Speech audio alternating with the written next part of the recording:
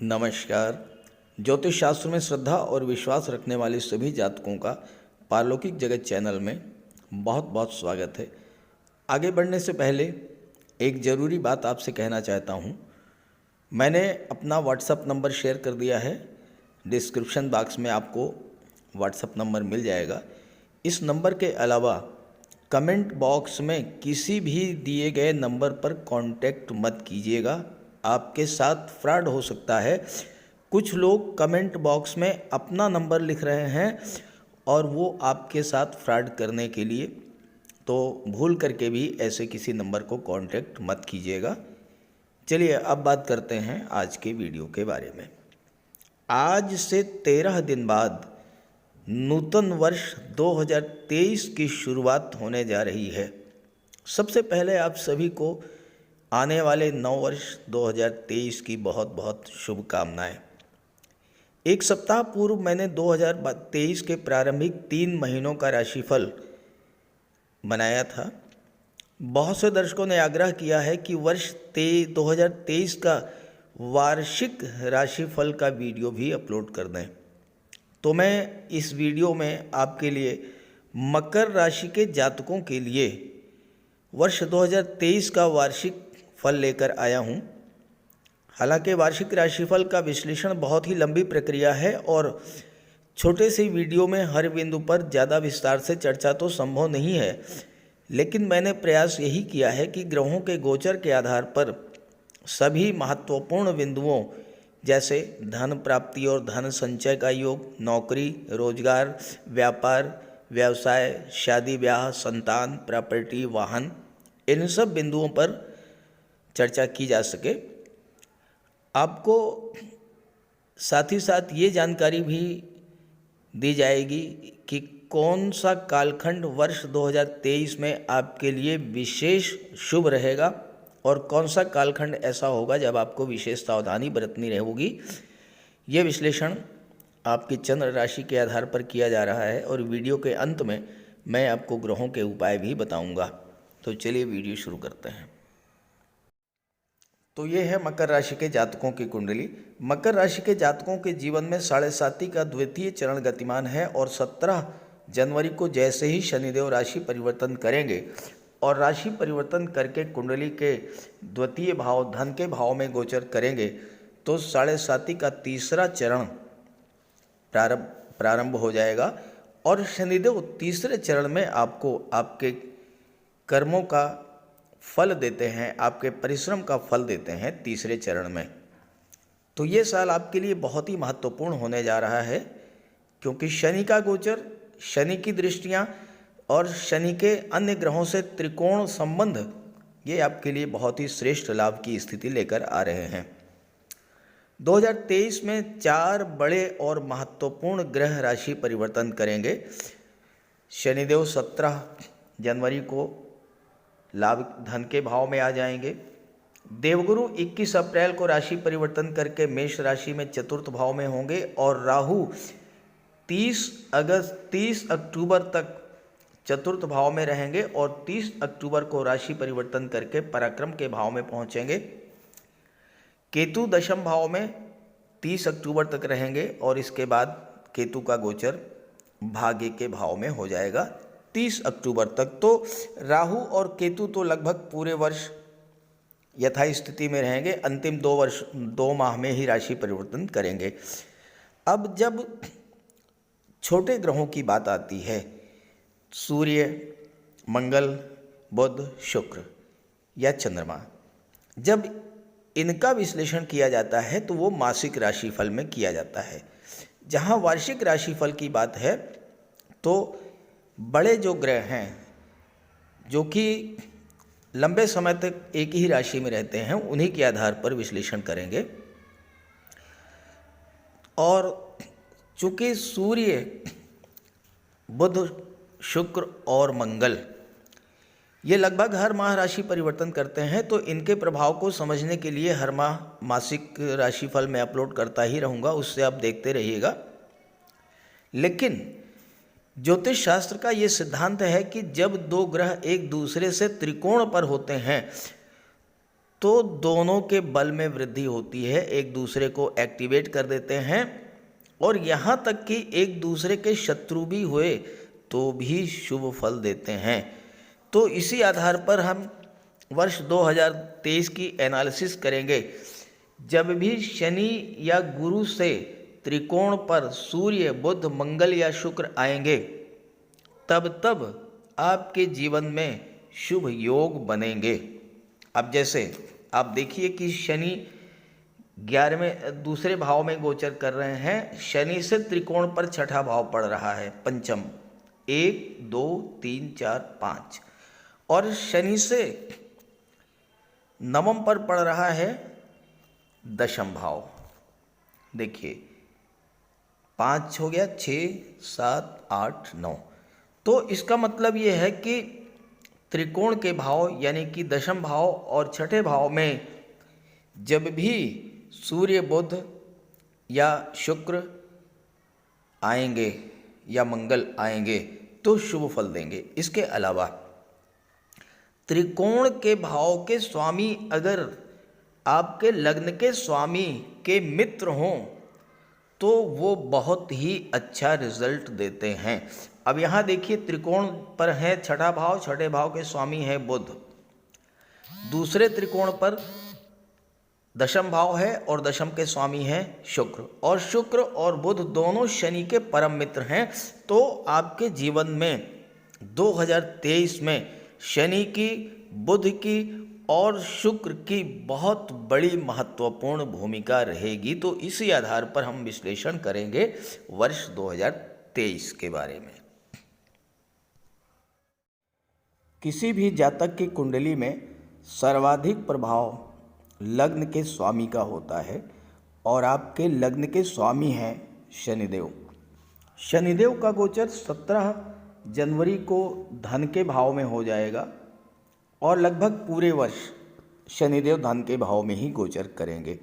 दूसरा भाव जो होता है वो धन के संचय का होता है, परिवार का होता है, आपकी वाणी का होता है।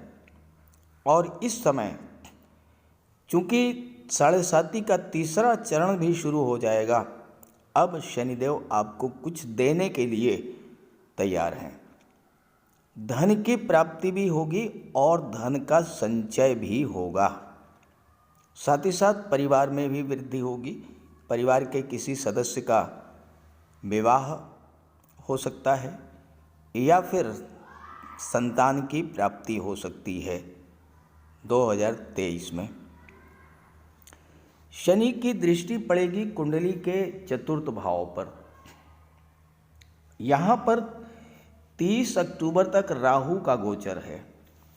शनि और राहु ये दोनों ही एक जैसा ही कार्य करते हैं। फर्क सिर्फ इतना है कि राहु आकस्मिकता के कारक हैं, अचानक से कोई कार्य करा देते हैं, कोई घटना घटित करा देते हैं। अब यहाँ पर राहु की दृष्टि दशम भाव पर पड़ रही है और शनि की दृष्टि पड़ रही है राहु पर। तो कैरियर सक्सेस के लिए ये समय सबसे बेहतर रहेगा।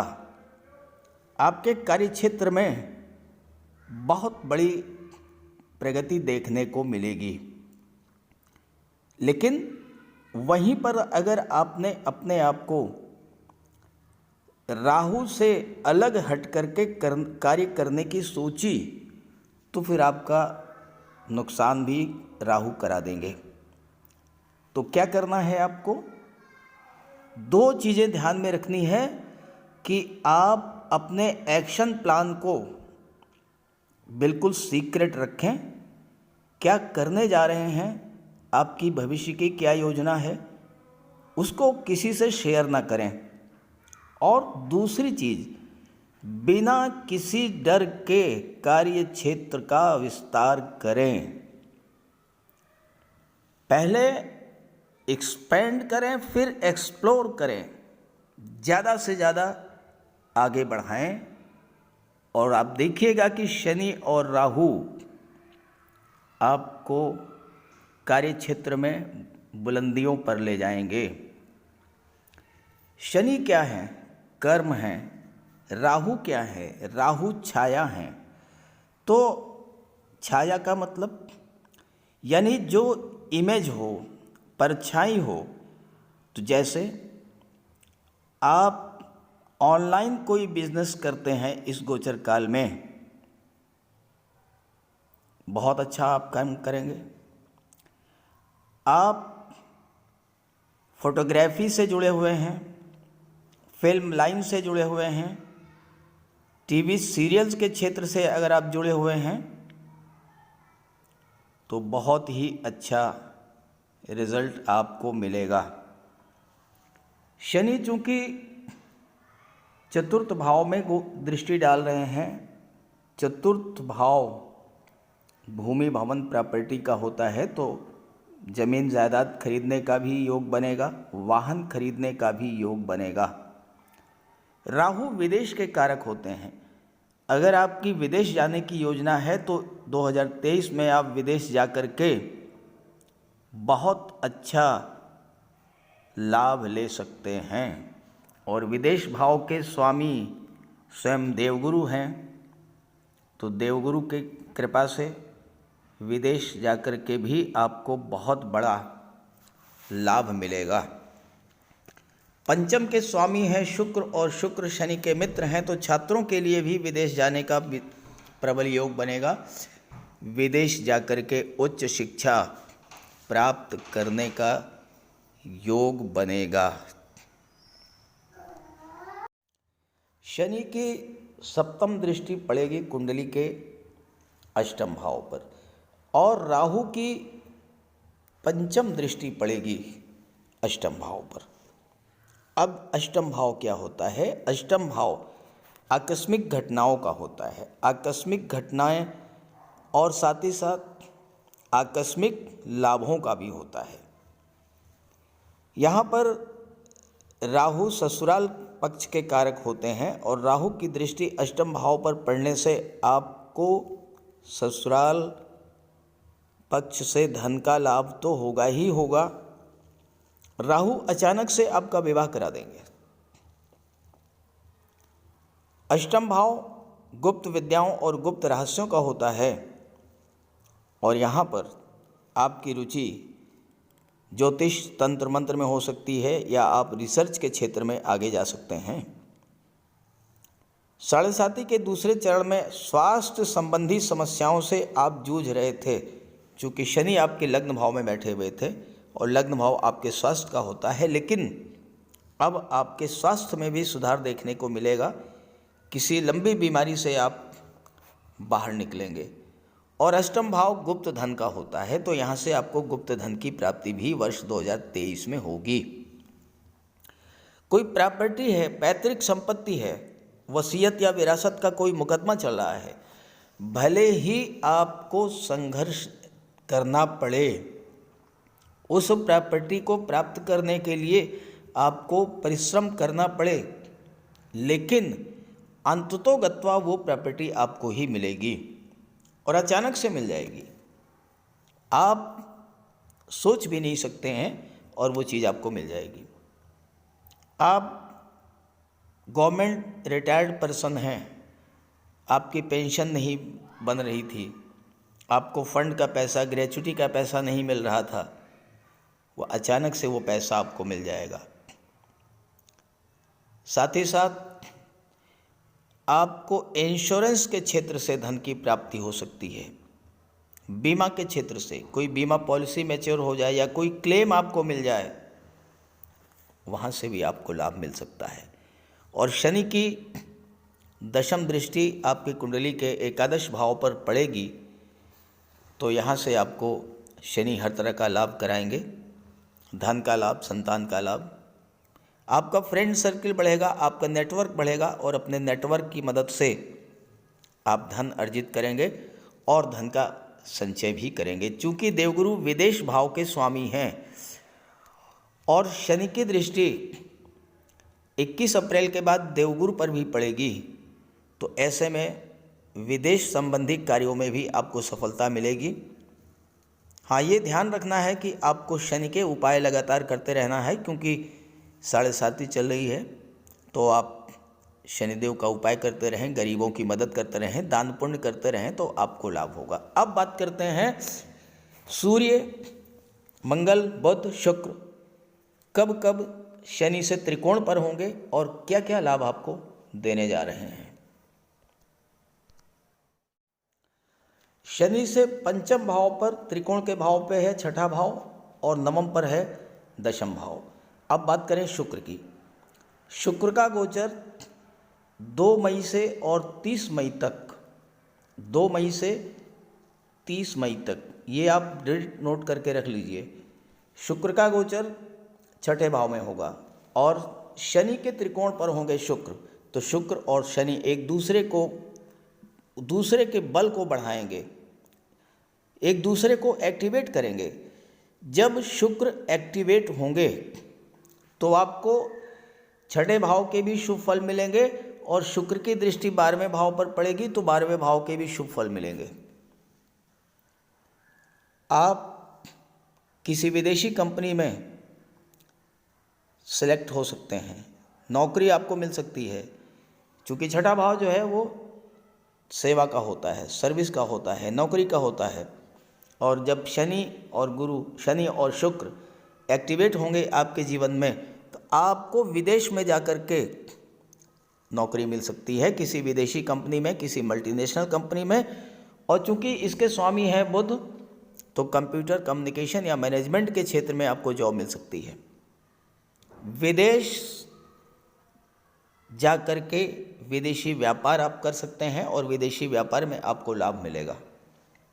इसके बाद शुक्र दशम भाव में आ जाएंगे और ये टाइम पीरियड रहेगा 30 नवंबर से और 25 दिसंबर।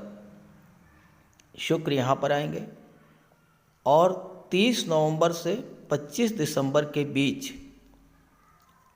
आपको अपने कार्य क्षेत्र में बहुत बड़ा उछाल देखने को मिलेगा। शुक्र यहाँ दशम के स्वामी भी हैं और दशम भाव में गोचर कर रहे हैं, तो शुक्र से संबंधित क्षेत्रों में, कला के क्षेत्रों में, संगीत, नृत्य, नाटक, अभिनय, काव्य लेखन, गायन, वादन, इन सब क्षेत्रों में, या आप शुक्र से संबंधित चीज़ों का व्यापार व्यवसाय करते हैं, जैसे कि कॉस्मेटिक्स है, गारमेंट्स हैं, फैशन डिज़ाइनिंग है, ड्रेस डिज़ाइनिंग है, इन सब क्षेत्रों में तो शुक्र और शनि के त्रिकोण पर होने से आपके कार्य क्षेत्र में बहुत बड़ी प्रगति देखने को मिलेगी। बात करें बुध की। देखिए, हर महीने का गोचर मैं नहीं बताऊंगा, हर महीने का गोचर तो मासिक राशि फल में देखेंगे। मैं सिर्फ उसी टाइम पीरियड की बात करूंगा जब शनि से त्रिकोण पर होंगे। बुध की बात करें तो बुध का गोचर मिथुन राशि में होगा, मरकरी छठे भाव में होंगे और छठे भाव के स्वामी हैं बुध हैं, और समय है 24 जून से 8 जुलाई। ये आप डेट नोट कीजिए।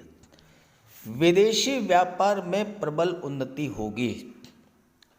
विदेश में आपका कोई पैसा फंसा हुआ था, वो पैसा आपको मिल जाएगा।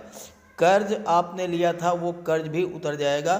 किसी से कोई शत्रुता थी, शत्रुता भी समाप्त होगी और ननिहाल पक्ष से आपको प्रबल लाभ होगा। ननिहाल पक्ष के साथ व्यापार व्यवसाय में आपको लाभ मिलेगा।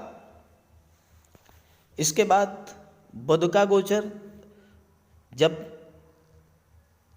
दशम भाव में होगा, ये टाइम पीरियड रहेगा 19 अक्टूबर से लेकर के और 6 नवंबर तक। व्यापार में बहुत बड़ी उछाल देखने को मिलेगी। चूँकि 30 अक्टूबर तक राहु भी रहेंगे, राहु की दृष्टि पड़ेगी। बुध का गोचर होगा अपने मित्र शुक्र की राशि में। बुध व्यापार के कारक होते हैं, व्यापार के क्षेत्र में बहुत बड़ा उछाल देखने को मिलेगा। डेट्स नोट कर लीजिए। देखिए, एक बात मैं आपको बता दूं, जो मैं डेट्स बता रहा हूं उन डेट्स पर वो घटनाएं होंगी, लेकिन शर्त ये है कि शनि आपके राशि के स्वामी हैं और शनि परिश्रम के कारक हैं। आपको एफर्ट करना पड़ेगा, परिश्रम तो करना ही पड़ेगा। मंगल की बात करें, हालांकि शनि और मंगल में शत्रुवत संबंध है, लेकिन मंगल और शनि जब एक दूसरे के त्रिकोण पर होंगे तो बहुत अच्छा रिजल्ट देंगे। मंगल मिथुन राशि में आ जाएंगे। कब आएंगे? ये आएंगे 13 मार्च से लेकर के और 10 मई। डेट आप नोट कर लें। छठे भाव में मंगल हैं, शनि से त्रिकोण का संबंध बन रहा है। छठा भाव नौकरी का होता है। आप आर्मी, एयरफोर्स, नेवी, पुलिस विभाग, मेडिकल और सर्जरी का क्षेत्र, फायर रिलेटेड वर्क्स, टेक्नोलॉजी या इंजीनियरिंग का क्षेत्र या भूमि संबंधित कार्य, इन क्षेत्रों में अगर जॉब की तलाश कर रहे हैं, आपके लिए 13 मार्च से और 10 मई तक का जो समय है, ये सरकारी नौकरी प्राप्त करने का प्रबल योग बनेगा।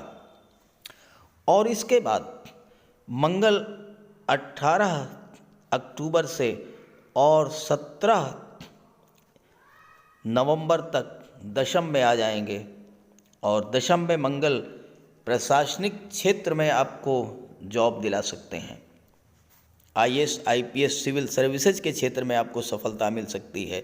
और साथ ही साथ जो मंगल के क्षेत्र हैं, उन क्षेत्रों में तो आपको जॉब मिलेगा ही मिलेगा अगर आपकी जन्म कुंडली में शनि या मंगल की महादशा चल रही होगी, या शनि और मंगल आपकी कुंडली में मजबूत स्थिति में हुए तो 13 मार्च से 10 मई और 18 अक्टूबर से 17 नवंबर आप प्लानिंग कर लीजिए। इसी के अकॉर्डिंग, उसी के हिसाब से तैयारी करिए। देखिए आपको पॉजिटिव रिजल्ट मिल के रहेगा। अब आप एक प्रश्न करेंगे कि मैंने विवाह की बात तो की ही नहीं, तो विवाह के कारक को तो आने दीजिए सामने। भाई, विवाह के कारक होते हैं गुरु और शुक्र। अब हम गुरु की बात करते हैं। देवगुरु बृहस्पति 21 अप्रैल तक पराक्रम भाव में रहेंगे, फिर सुख भाव में आ जाएंगे। 21 अप्रैल तक गुरु होंगे पराक्रम के भाव में, और 12 मार्च से 6 अप्रैल तक 12 मार्च से 6 अप्रैल तक शुक्र का गोचर होगा चतुर्थ भाव में, मेष राशि में। शुक्र गुरु से दूसरे भाव पर हैं। दूसरा भाव क्या होता है? दूसरा भाव होता है धन का, परिवार का, वाणी का। जब गुरु से सेकंड पर रहेंगे शुक्र, तो उस स्थिति में आपके परिवार में वृद्धि का प्रबल योग बनेगा, सुखों की प्राप्ति का प्रबल योग बनेगा। तो क्या होगा? या तो विवाह होगा या संतान की प्राप्ति होगी। दो में से एक कार्य तो निश्चित रूप से होगा 12 अप्रैल से और 6-4 के बीच में। गुरु 21 अप्रैल को आ जाएंगे चतुर्थ भाव में, और 30-10 तक यहाँ पर राहु रहेंगे। अब देखिए, यहाँ पर जब गुरु और राहु एक साथ होते हैं, गुरु चांडाल योग भी बनता है। गुरु चांडाल योग क्या होता है? ये बुद्धि को भ्रमित कर देता है। आप डिसाइड नहीं कर पाते कि क्या करना है, आपको किस क्षेत्र में जाना है। रिलेशंस को खराब कर देता है, खास करके अपने बड़ों से, बुजुर्गों से या गुरु से आपके संबंध खराब कर देता है गुरु चांडाल योग। ध्यान दीजिएगा कि इस पीरियड में आपको विशेष सावधानी भी बरतनी है। गुरु का उपाय अगर आप करते रहेंगे, राहु पर कंट्रोल रहेगा, गुरु चांडाल योग का कोई प्रभाव आप पर नहीं पड़ेगा। क्या करेंगे? माता पिता, गुरु, वृद्ध जनों का सम्मान करें। नोट कर लीजिए, मेरी बात बहुत महत्वपूर्ण बात बता रहा हूँ, अन्यथा जब गुरु चांडाल योग बनेगा फिर आप पूछेंगे कि अब क्या करें। इसलिए 21 अप्रैल से और 30 अक्टूबर तक विशेष आपको ध्यान रखना है। भूल करके भी माता पिता, गुरु और वृद्ध जनों का अपमान तो नहीं ही कीजिएगा। सेवा कर सकते हैं तो जरूर कीजिए। आशीर्वाद उनका प्राप्त कर सकते हैं तो जरूर कीजिए। आपको राहु और गुरु बहुत अच्छा रिजल्ट देंगे। कर्म क्षेत्र में दशम पद दृष्टि पड़ेगी, कार्य क्षेत्र में आपकी उन्नति होगी। खास करके अगर आप काउंसलर हैं, शिक्षक हैं, वकालत के क्षेत्र से जुड़े हैं, या आप सोने चांदी का व्यापार करते हैं, स्वर्णकार हैं, जौहरी हैं, या फिर आप धर्मगुरु हैं, पुरोहित हैं, कथाकार हैं, धर्मोपदेशक हैं, धार्मिक कर्मकांड कराते हैं, तो आपके क्षेत्र में गुरु और राहु मिलकर के बहुत बड़ा चमत्कार करेंगे। गुरु की दृष्टि अष्टम पर पड़ेगी और यहाँ पर गुरु की दृष्टि अष्टम पर पड़ने से आपको दैवी सपोर्ट मिलेगा। और चूंकि गुरु की दृष्टि 12वें भाव पर भी पड़ेगी, 8वां भाव भी धर्म अध्यात्म का होता है और 12वां भाव भी धर्म अध्यात्म और मोक्ष का होता है। जो रिजल्ट्स मैंने आपको बताए हैं शनि के बारे में, उन रिजल्ट्स को पूरी तरह से फलीभूत करने के लिए आप गुरु को जरूर प्रसन्न रखें, गुरु का उपाय अवश्य करें, धर्म अध्यात्म से जुड़ें, दान पुण्य करें। आप देखिए गुरु कृपा आप पर रहेगी, ईश्वर की विशेष कृपा रहेगी। कितनी भी परेशानी में आप होंगे उससे बाहर निकालने का कार्य गुरु करेंगे। अब बात करते हैं सूर्य, मंगल, बुध, शुक्र के बारे में कि जब वो गुरु से त्रिकोण पर होंगे तो क्या क्या रिजल्ट्स आपको मिलेंगे। सूर्य का गोचर गुरु के साथ अगर हो या गुरु से त्रिकोण पर हो सूर्य क्या है? शासन प्रशासन, राजनीति, सरकारी सेवा के कारक होते हैं। जब गुरु और सूर्य साथ होते हैं तो आपका ज्ञान, बुद्धि, विवेक इतना तीव्र हो जाता है कि आप हर कॉम्पिटिटिव एग्जाम्स को क्लियर करने की पोजीशन में होते हैं। 14 अप्रैल से लेकर के और 15/5 तक ये टाइम पीरियड नोट कीजिए। सूर्य का गोचर मेष राशि में होगा। सूर्य अपनी ही राशि में होंगे और मेष राशि सूर्य की उच्च की राशि है। और जब देवगुरु का साथ मिलेगा तो 14 अप्रैल से 15 मई के बीच आपको सरकारी नौकरी का प्रबल योग बनेगा। खास करके प्रशासनिक सेवा में जाने का योग बनेगा, IAS, IPS, सिविल सर्विसेज में जाने का योग बनेगा।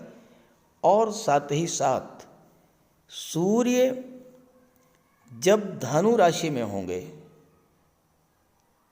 16 दिसंबर को सूर्य 12वें भाव में गोचर करेंगे और गुरु की नवम दृष्टि पड़ेगी सूर्य पर। उस स्थिति में विदेश सेवा में जाने का योग बनेगा और साथ ही साथ किसी विदेशी कंपनी में भी आपको नौकरी मिल सकती है। जहाँ तक मंगल की बात करें तो मंगल का गोचर 1 जुलाई से और 18/8 तक कुंडली के अष्टम भाव में होगा।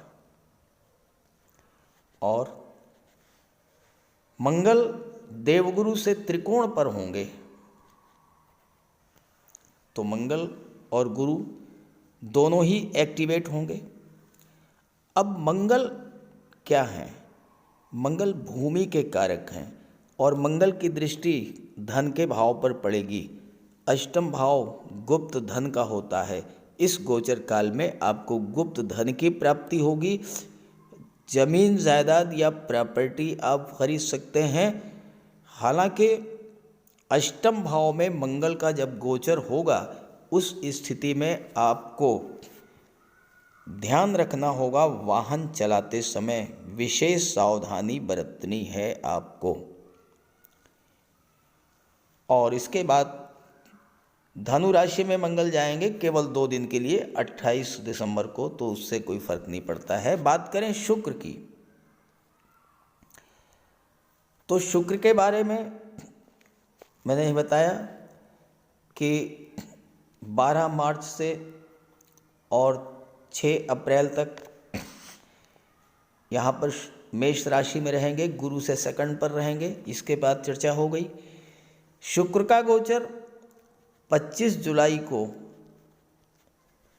अष्टम भाव में होगा और 25 जुलाई से 1-10 तक शुक्र अष्टम में रहेंगे और गुरु से त्रिकोण के भाव पर रहेंगे। तो यहाँ भी आपके लिए गुप्त धन की प्राप्ति का प्रबल योग बनेगा। और इसके बाद 27/11 से 28/12 तक का जो गोचर काल होगा, इसमें शुक्र 12वें भाव में रहेंगे, गुरु की नवम दृष्टि भी पड़ेगी और गुरु से त्रिकोण पर भी होंगे। तो 27/11 से 28/12 के बीच विदेश से संबंधित सभी कार्यों में आपको सफलता मिलेगी। पैसा खर्च होगा चूँकि व्यय का भाव है, लेकिन उस पैसे को चूँकि गुरु और शुक्र दोनों त्रिकोण पर हैं, अच्छे कार्यों में खर्च होगा। आपके घर में कोई मांगलिक उत्सव हो सकता है, शादी ब्याह हो सकती है, बच्चे का जन्म हो सकता है, कोई धार्मिक कार्य हो सकता है, या आप घर की सुख सुविधा के साधनों को क्रय करेंगे। राहु का गोचर ज़्यादातर समय आपकी कुंडली के चतुर्थ भाव में ही रहेगा और राहु एक्सट्रीम को शो करते हैं। चतुर्थ भाव भौतिक सुख सुविधाओं का होता है, तो आप ज़्यादा से ज़्यादा भौतिक सुख सुविधाएं अर्जित करना चाहेंगे। देखिए, राहु केंद्र के भाव में हो या त्रिकोण के भाव में हो तो अच्छा रिजल्ट देते हैं। बस आपको 2 ही चीज़ों का ध्यान रखना है कि अपनी स्ट्रेटजी को, अपनी रणनीति को किसी से आप शेयर ना करें और बिना किसी डर के अपना कार्य बढ़ाते चले जाएं। आपको बड़ा घर, बड़ा वाहन, बड़ा मकान, नौकर चाकर, सुख सुविधाएं, इन सब की चाहत होती है और राहु इन सब चीज़ों की पूर्ति करते हैं चतुर्थ भाव में। और कहीं राहु का त्रिकोण के भाव के स्वामियों के साथ जब संबंध बन जाए तो कहना ही क्या, फिर राहु बहुत अच्छा रिजल्ट देते हैं। अब त्रिकोण के भाव के स्वामी कौन हैं? शुक्र हैं। और शुक्र दशम भाव यानी कि तुला राशि में कब आएंगे? शुक्र आएंगे 30 नवंबर को। 30 नवंबर को शुक्र आएंगे तुला राशि में और राहु की दृष्टि पड़ेगी।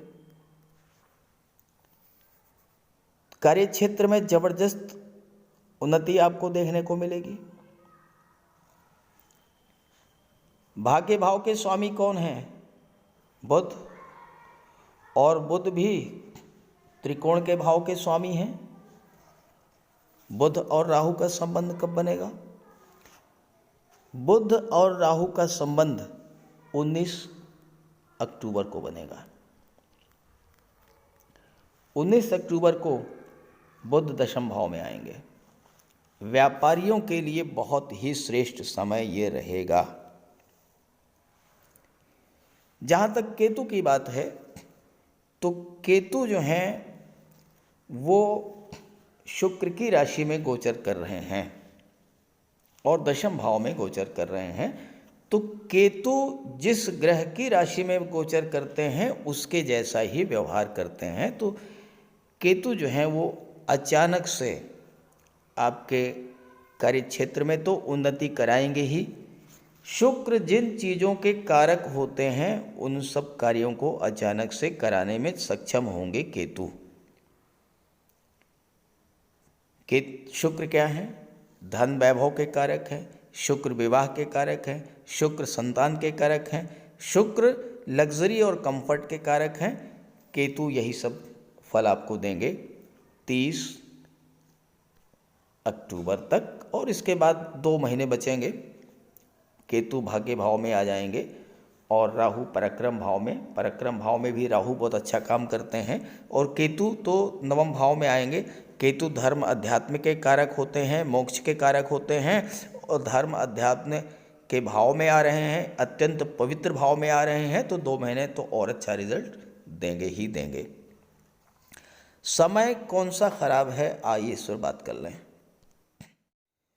जहाँ तक सावधानी की बात है, शनि के प्रबल शत्रु हैं सूर्य, और जब सूर्य और शनि आमने सामने होते हैं तो वो समय बहुत ही सावधानी बरतने का होता है। 17 अगस्त से लेकर के और 17 सितंबर तक सूर्य का गोचर अष्टम भाव में होगा। भले ही सूर्य अपनी ही राशि में गोचर करेंगे, सिंह राशि में, लेकिन शनि और सूर्य की दृष्टि जब एक दूसरे पर पड़ेगी तो आपके जीवन में समस्याएं निश्चित रूप से आएंगी। और चूंकि सूर्य का गोचर अष्टम भाव में है और अष्टम भाव दुखों का, कष्टों का, पीड़ा का होता है, तो ये समय आपको थोड़ा सा स्वास्थ्य का ध्यान रखना है। पैसे को खर्च करने से पहले 100 बार सोचना होगा आपको। कोई जल्दबाजी नहीं करना है, कोई जल्दबाजी में निर्णय नहीं लेना है। ससुराल पक्ष से संबंध बना करके रखना है। गुरुओं का, माता पिता, वृद्धजनों का सम्मान करते रहना है। गरीबों की मदद करते रहना है। ये सब करते रहेंगे तो वर्ष 2022 आपको बहुत कुछ दे करके जाने वाला है। लेकिन ग्रहों का उपाय जरूर कीजिएगा, जिस भी ग्रह की महादशा या अंतर्दशा आपके जीवन में गतिमान हो। तो चलिए बात करते हैं उपायों पर। किसी भी जातक की कुंडली में बनने वाले राजयोगों का संपूर्ण लाभ उसे तब मिल पाता है जब राजयोग बनाने वाले ग्रह कुंडली में मजबूत स्थिति में हों। और ज्योतिष शास्त्र में ग्रहों को बल प्रदान करने के लिए उपायों की व्यवस्था की गई है। तो अगर आपकी जन्म कुंडली में राजयोग बनाने वाले ग्रह कमज़ोर स्थिति में हैं, अंश बल से कमज़ोर हैं, तो ग्रहों का उपाय ज़रूर कीजिए। इससे ग्रहों को बल प्राप्त होगा और आपको राजयोग का संपूर्ण लाभ प्राप्त हो पाएगा। सबसे पहले मंगल की बात करते हैं। इसके लिए बजरंगबली की उपासना कीजिए, हनुमान जी की आराधना कीजिए, हनुमान चालीसा का पाठ कीजिए, हनुमान जी के मंदिर में जाकर के उनके चरणों में बैठिए और उनके चरणों का सिंदूर अपने मस्तक पर धारण कीजिए। मंगलवार के दिन स्नान के बाद लाल वस्त्र धारण कीजिए। मंगलवार का व्रत रखिए। हनुमान जी को सिंदूर में चमेली का तेल मिला करके अर्पित करें। हनुमान जी को चोला चढ़ाएं और मूंगा धारण कर सकते हैं, लेकिन किसी योग्य ज्योतिषी से परामर्श लेकर। और मंगलवार के दिन लाल वस्त्र, गेहूँ, गुड़ और तांबे का दान करने से भी मंगल को बल प्राप्त होता है। जहाँ तक देवगुरु की बात है, देवगुरु बृहस्पति को प्रसन्न करने के लिए गुरुवार का व्रत रखिए। 5 गुरुवार, 11 या 43 गुरुवार का व्रत रखें। घर में केले का एक वृक्ष लगा लें और उसकी सेवा करें। स्नान करते समय पानी में हल्दी या केसर मिलाकर स्नान करें और हल्दी या केसर का तिलक लगाएं। भूल करके भी गुरु, साधु, संतों का, माता पिता का अपमान ना करें। माता पिता, गुरु और वृद्धों का सम्मान करें, उनकी सेवा करें और उनका आशीर्वाद प्राप्त करें। तोते को चने की दाल खिलाएं, इससे बुध और गुरु दोनों प्रसन्न होते हैं। पुखराज भी धारण कर सकते हैं गुरुवार के दिन, लेकिन योग्य ज्योतिषी का परामर्श लेकर ही कोई रत्न धारण करें। ज़्यादा बेहतर ये है कि हल्दी की एक गांठ पीले वस्त्र में बांधकर अपने बाजू में बांध लीजिए और पीले रंग के वस्त्रों का ज़्यादा प्रयोग कीजिए। चादर, तकिए, गिलाफ ये सब पीले रंग के रखिए, पर्दे। शुक्र को बल प्राप्त हो, इसके लिए माता लक्ष्मी की उपासना कीजिए और 21 या 31 शुक्रवार को व्रत रखें। शुक्रवार के दिन सफ़ेद रंग के वस्त्र, चीनी, चावल, दूध और दही, घी से बने पदार्थों का सेवन करें। और शुक्रवार के दिन सफ़ेद वस्त्र, चावल, चीनी, घी, श्रृंगार सामग्री, कपूर, मिश्री और दही, इन सब चीज़ों का यथाशक्ति दान करें। डायमंड धारण कर सकते हैं, लेकिन हीरा धारण करने से पहले योग्य ज्योतिषी का परामर्श ले लें। महिलाओं का सम्मान करें। शुक्रवार के दिन कन्याओं को खीर और मिष्ठान का भोजन कराएं। इत्र का प्रयोग करें। घर को साफ सुथरा रखें और भगवान शिव को श्वेत पुष्प अर्पित करें। जहाँ तक बुध की बात है तो बुधवार के दिन तुलसी का पौधा लगाकर उसकी सेवा करें। गाय की सेवा करें। गाय को हरा चारा खिलाएं। हरियाली बढ़ाने वाले पौधे लगाएं और दान करें पौधों का, क्योंकि बुध को हरा रंग अत्यंत प्रिय है। बुधवार को घर के मेन डोर पर पंच पल्लव का तोरण लगा दें और किन्नर को दान देकर उसका आशीर्वाद प्राप्त करें। देवी दुर्गा के मंदिर में हरे रंग की चूड़ियाँ दान करें। गणेश जी की उपासना करें और साबुत हरी मूंग हरे कपड़े में बांधकर अर्पित करें। बुधवार के दिन हरे रंग के रुमाल, मोजे और टाई का प्रयोग करें। ओम बुम बुधाय नमः इसका एक माला जाप करें। पन्ना धारण कर सकते हैं, लेकिन परामर्श के बाद किसी योग्य ज्योतिषी से। और ना तो झूठ बोलें और ना ही किसी को अपशब्द कहें। जहाँ तक शनिदेव की बात है तो कम से कम 19 और ज़्यादा से ज़्यादा 51 शनिवार का व्रत रखें। पीपल के वृक्ष के नीचे सरसों के तेल का दीपक जलाएं। शनिवार के दिन एक प्याले में, एक कटोरी में सरसों का तेल लेकर के उसमें अपना चेहरा देखिए और फिर उस तेल को दान कर दीजिए। उड़द से बनी पंजीरी, पकौड़ा, चीला, बड़ा, इन सब का सेवन करिए। सरसों के तेल में बने भोज्य पदार्थों का सेवन कीजिए। शनिवार के दिन कंबल, जूता, चप्पल, लोहा, काला तिल, काला उड़द, काले वस्त्र और जटा वाले नारियल दान दें। नीलम धारण कर सकते हैं, लेकिन नीलम धारण करना किसी योग्य ज्योतिषी से परामर्श लेकर धारण करें, क्योंकि नीलम रंग से राजा भी बना देता है और कभी कभी अगर नीलम आपके लिए शुभ नहीं हुआ तो राजा से रंक भी बना देता है। इसलिए नीलम का प्रयोग बहुत सोच समझ कर करें। ज़्यादा बेहतर ये है कि आप गरीबों की हेल्प करें। कोई भी गरीब, लाचार, असहाय, दिव्यांग व्यक्ति आपके पास आता है, मदद कीजिए यथासंभव और किसी भी गरीब व्यक्ति को कष्ट ना दें। साथ ही साथ ऐसे कार्य ना करें जो कि शनिदेव को पसंद नहीं है।